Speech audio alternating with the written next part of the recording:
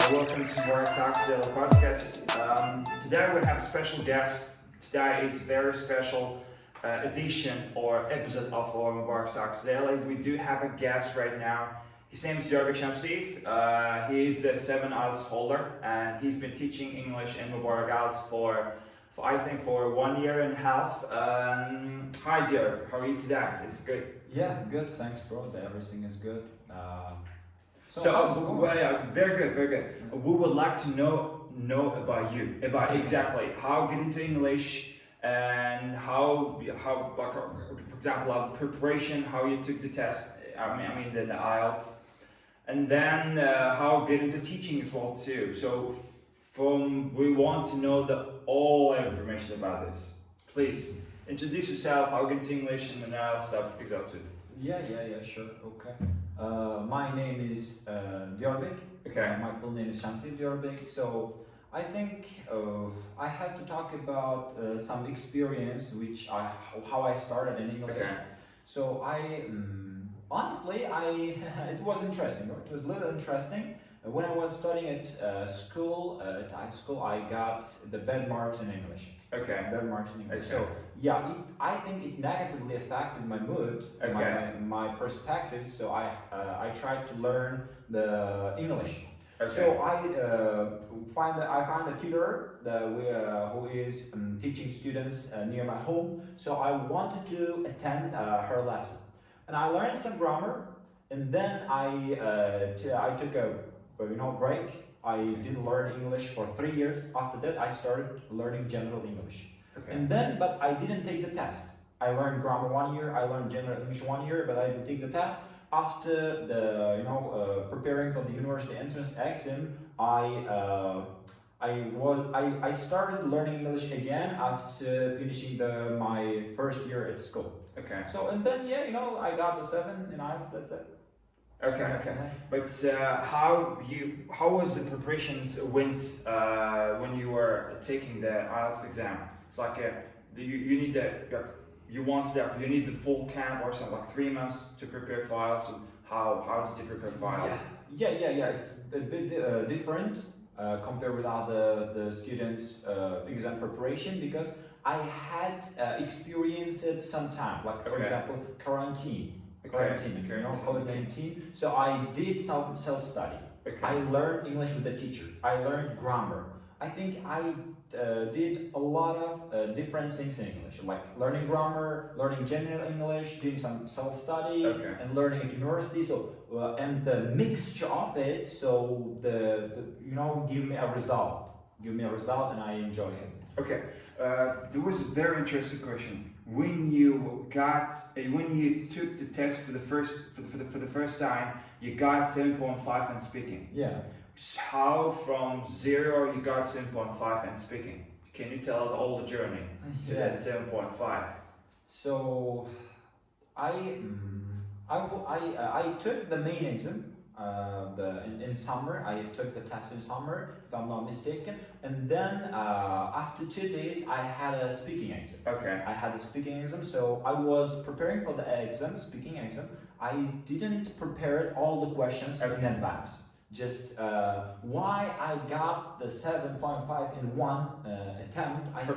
First attempt. The first attempt, sorry. And I think that it is the result of my interest to speak in English. Okay. I mean, how can I explain that? So when I was studying at school, I didn't enjoy English. I didn't enjoy learning grammar at the step, but I enjoy imitating some speakers, like pronouncing some words like or other things. Okay. For example, I don't know where I listened to these words, maybe some kind of information programs on TV, or maybe I played some games, FIFA or PES. So I listened some kind of words. So I try to imitate them. I like reading the books in English. In English, like I don't understand anything in the book. It's a difficult book, but I try to pronounce some words like and other stuff. It's like you mean like the imitation is the key to 7.5, and in your case. Yeah, and sure. After the exam, I called it to you. I called it to you, and I said, yeah, the exam went well. Yeah, went well. Okay. Because why I said that, I enjoyed the speaking. I didn't care about the score. Just Okay. I enjoyed. You I enjoyed tried, speaking, yeah. okay. Even though I can say that I didn't understand the first question of the examiner. Can you hear me? I didn't understand the question. I was Okay, shocked at okay. the first attempt. But what I like the most is I enjoy the part. I tried to speak like the one British woman. Yeah, Okay. one British woman. I tried to Imitate like a native person. Yeah, like yeah. speaking. I enjoyed. Okay. First time I enjoyed speaking in front of the native speaker. Okay. Yeah, before that I talked to a lot of native speakers, but this one was really good, and the golden opportunity to me, and it gave me a memorable, the things. So I can remember everything exactly in detail right now. So I like it. I think I like it. That's the key. Okay, you got after you took the exam, but before taking the exam, you got a place, you secured your place at Uzbek State World Language University, which is called INYAS in Tashkent City. So this is a very interesting question from our audience. So, as we know, if somebody doesn't know about this, Diyorbek took the gap year. And why you took the gap year? Exactly. Taking a gap year is means the soft. Means soft. I mean, it means a soft belt, but we can say drop out maybe. Okay. So I tell the different things to the people around me, or taking a gap year or drop out like that. And the question is, and why? Okay, let's and soft why? Why you took a gap year first of all, and how you get into teaching, and why teaching means. First, I want to share my experience why I took a gap year. Okay. I studied the first year at university, and then it was online. The one term was online because of COVID-19. Because of the COVID lockdown. And then I studied at the 1 year. I mean the second grade, we can say. And then I understand one thing. I understand one thing that just I'm going to university. I'm doing their stuff. For example, the teachers asked doing some stuff like preparing some materials and books or some kind of other the university stuff. Okay. And then I prepared, but my friends around me they were trying to copy from the internet or that stuff. But I understand the real knowledge, or being the knowledgeable person means different for me. I mean, creating some new stuff. For example, analyzing some language. For example, if the university teacher give a task to learn about or analyze about the history of the language, or some kind of books. So I literature, for example. For example, literature. I try to deep dive into the section, that field, and I try to analyze some books. I try to read the books and other stuff. I analyze it. I read the theories of some language, philosophers, other stuff. But my friends just copy it and they got 5 or the highest score. But I did the hard work, I did the original work, but they didn't value it, The original work is, is a piece of something for them. Exactly. Your hard work didn't pay off. And I said that, why should I do that? Why should I do that? Because original work, I think, being the knowledgeable person, or, being the academic person in the field, it's very important to do the original work, not to copy from others. But the other things are important for the university, so I don't like it. So you took the gap year? In software. Okay. And then you got into teaching. Or why teaching exactly? Do you want to pass your knowledge down to the children or to another person? Why teaching? I had a lot of reasons. Honestly, to be frank with you, the first reason related to money, the budget, financial situation. The second reason I had the strong reason for that one. While I was studying at university, I understand that they are not treasured the real original work, and then I didn't enjoy what I was studying at. So I want to do what I want. I didn't do what they asked. And then I asked it. I can remember one situation. There was the conference with the how can we say, the director of the university, or rector, we can say. Rector, Yeah, with the rector. And then I wanted to ask one question. Okay. For example, you are teaching us, we are paying for our contract or other stuff, but you are teaching us, and your knowledge is not the good to teach. For example, they teach us how to make a PowerPoint, how to make the slideshow, other stuff. But when I was studying at university, I did some part-time teaching job. Okay. And I didn't use that methods, Okay. I didn't use the methods which teachers taught me. Taught it at university. Yeah, I understand them. They are teaching us, but they are just useless, worthless. Okay. So why I am paying for that? Why? Okay. Strange. And then I understand that thing. So I asked it a question. I tried to ask it a question. I raised my hand, but the rector didn't listen to me. I asked it a question. We are learning some kind of methods or other things, but why you are not giving a real experience with working with the students? Why you are sending us to the to the schools, for example, to the other things? Why we are learning, doing some slideshow, quizzes? They are good. Okay, I agree with this, but we are not learning how to work with the students, how to communicate with them, how to motivate them. So I think they are not working on skills. They are only working on theories, But that's okay, because when we studied at university, they give us some theory, academic career, academic way. That's okay, but I don't like it. Okay. I wanted to the real experience. It wants real experience. Yeah. You get into teaching. And okay, you start teaching and here in Muborak IELTS, and how is teaching is going on? When you start teaching for the first time, it was difficult for you, or you face some problems? Maybe you have to deal with some kind of students. Maybe they react something. Maybe their behavior is not really good. So how was your first impression while you started teaching? You mean in here or just in here? Exactly. Okay. Before or even in there. That's okay. I got it. Before starting teaching here, I did a part-time job in Tashkent. Okay. So I got some bad experience there also. Okay. I worked for two learning center, one school, and then I had a bad experience with teaching. Okay. I mean, I have a problem with working with the students in some cases, especially some overload of stress is bad for me, especially the connecting with them. And then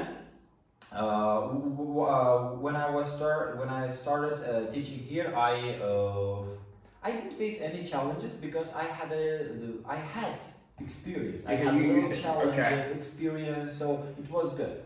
And I like working here because of some reasons. There they try to give me some advice. It's okay, but the people around me, the teachers, give me a little chance. For example, in 2 months I worked for 2 lessons. Okay. They didn't give me a chance. I don't like it, and also other parts.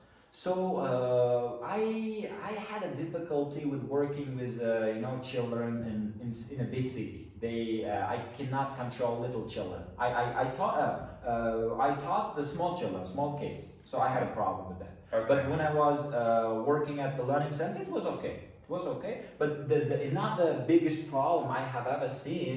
So when I started the first year teacher, I made a plan for the lesson. I learned a lot of materials. I choose the best materials to teach them, and then I went to the lesson. Okay. And I teach I try to show emotions. I try to connect with them. I try to catch their attention to the lesson. I did everything. I did everything. I print some materials. I invest in some money. I mean, they didn't give me any money to print some materials or other books. I tried it. I spent some money. That's okay. And then I make it the good one lesson. Okay. And then after that, I asked some questions about the last lesson from students, and they didn't know anything at all. So I was shocked. I did the hard work. I choose everything. I made it, but they didn't understand. And I thought that one thing that you said is true is while working with students, giving motivation is a key. Giving instruction is a key. You cannot teach students. You cannot teach. Just you have to give them how to learn. That's the only thing we can do. Like, no, don't give the students fish. Give them instruction how to catch a fish. Exactly. Yeah? So we have to give some idea, insights to how to learn the language. That's all. Motivation. That's exactly. So I got this idea when I started. That's the first experience, the first advice for myself.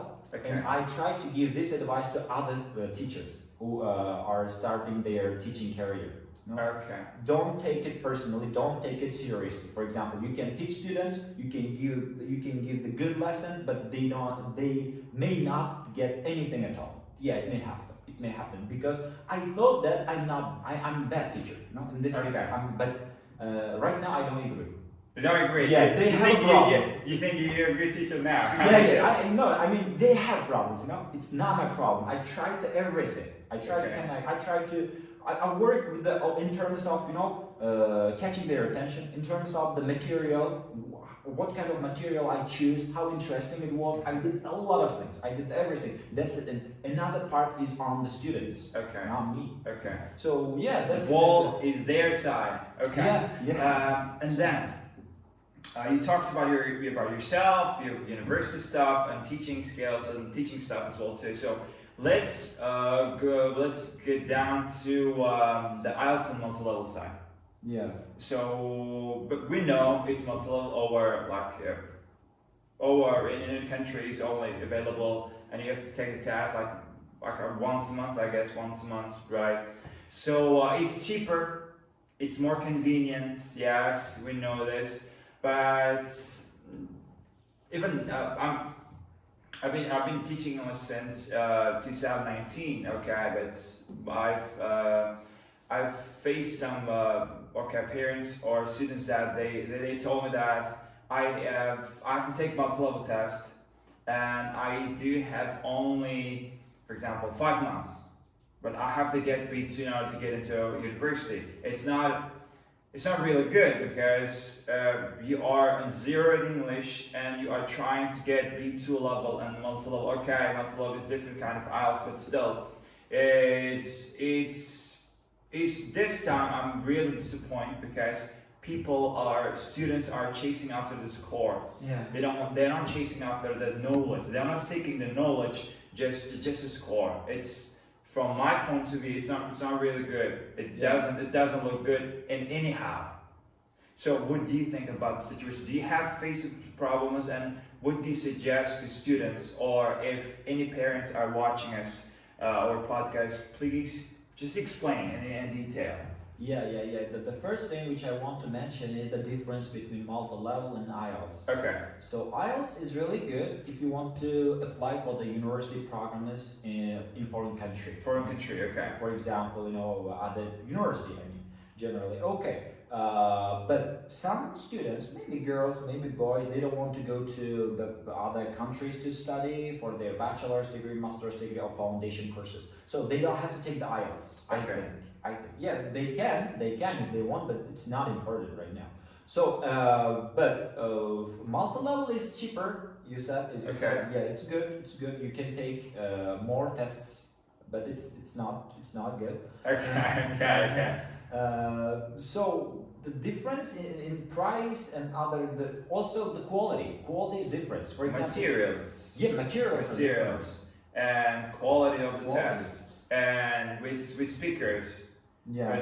For example, when you take them IELTS test, you will be given headphones, and if you're taking the multi-level test with the speakers, a lot of people, a lot of distractions.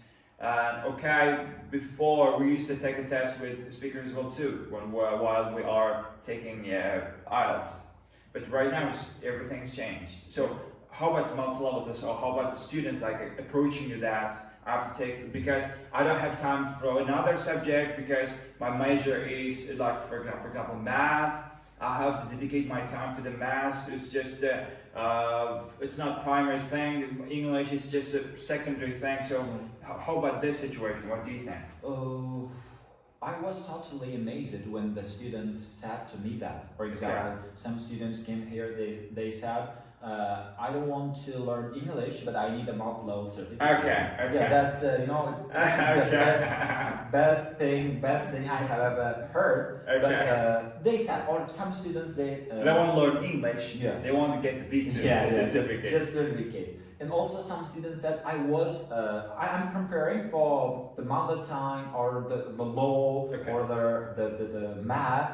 But my teacher said you have to take the multi-level certificate first, because if you got the multi-level certificate, you can, it helps you to got the highest, the full score in this section. Okay. And then that's true, but it doesn't mean that learning English is easy. So it's a difference. Yeah, multi-level is easy compared to IELTS, but it doesn't mean it's the easy. I mean, you can prepare for 3 months and you can take the test. No, it's not true. Okay. No, it's not true. So, but I cannot blame for the students who are taking the multi-level test. For example, who is the guilty? No. I cannot tell Who's the guilty? I cannot tell the one person or the one company or one thing, bro, because I want to live longer. So I mean, I don't know. In Uzbek culture, the cheaper things are more attractive. For example, for me, I can give you one example. Okay. If I wouldn't have taken the IELTS test before 3 years ago, so I would have taken multi-level test. I was 100% sure, because for paying for the IELTS test, I got my mother's salary, 3 months salary in advance. Okay. To pay for the test. Yeah, it was a good motivation, but it was really hard for me. It was really hard. I mean, we have people who are in the low budget in our country. That's what we did. Yeah. Okay. $200 is expensive for them. The big deal. $200. It's a big deal. So they may not have a choice, but that's okay in this case. But if they have a choice, if they say that the multi-level is easy, if you don't know English very well, you can take multi-level test. No, it's a different symbol. So in this case, I think they can take the test, no problem. But the main priority should be learning English, enjoying the English, enjoying English. Listening to podcasts, reading book, everything, watching something.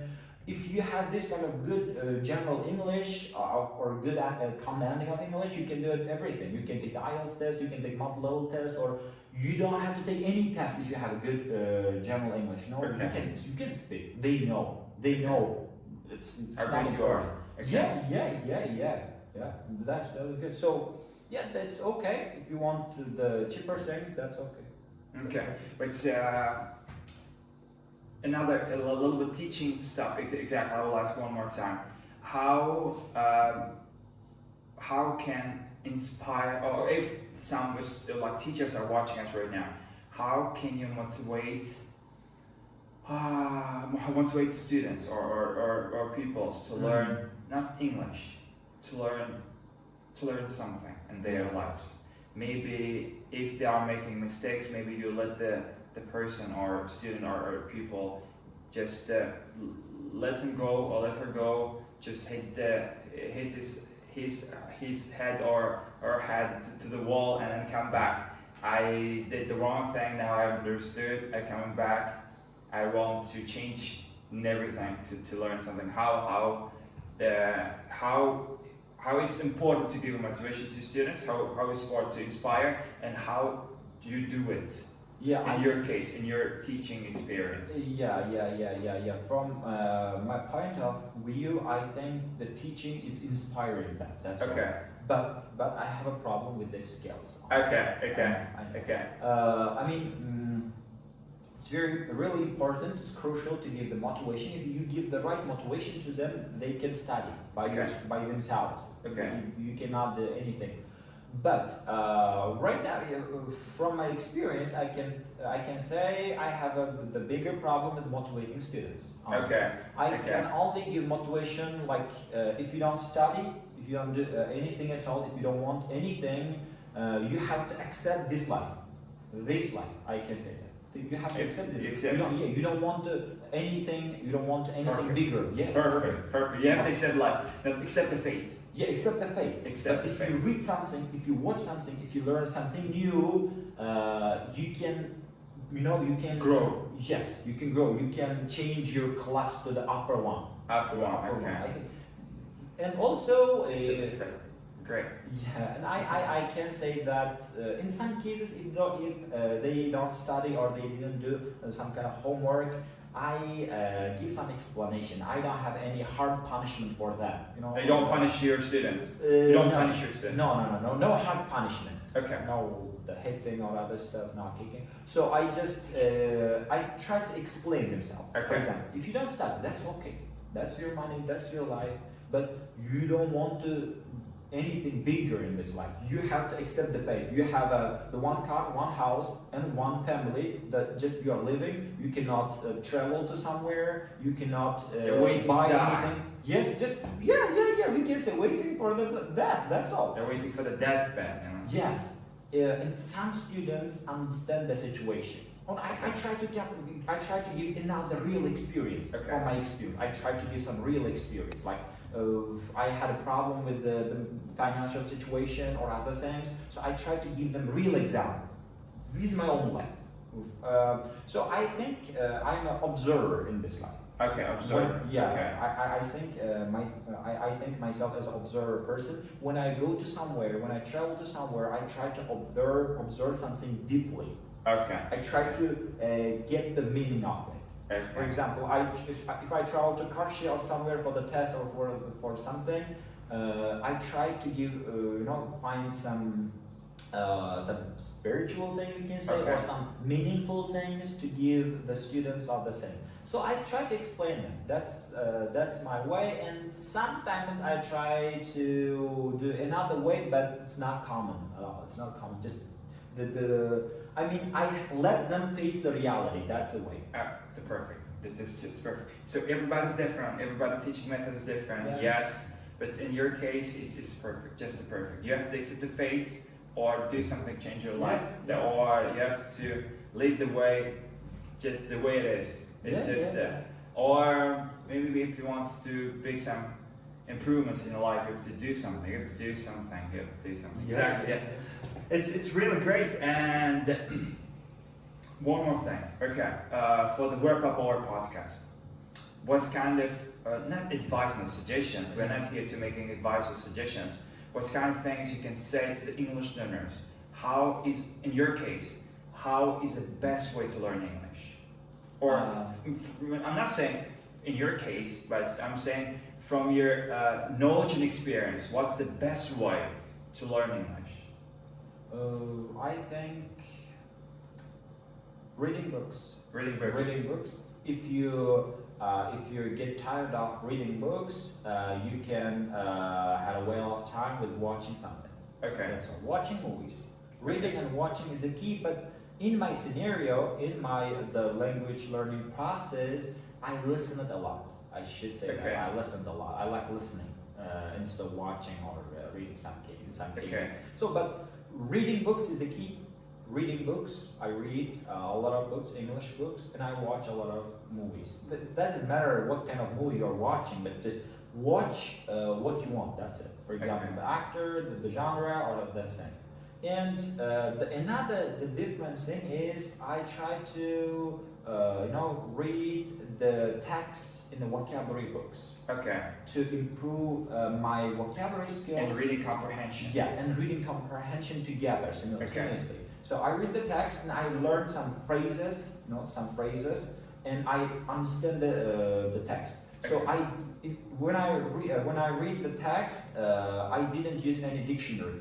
So I can say that I learned English without dictionary. I try to understand the meaning by another words. It's the key. The comprehension is the key. In the movie also, I try. I don't have to use the dictionary or the vocabulary books or some kind of vocabulary apps. I try to understand the situation. I try to imagine it.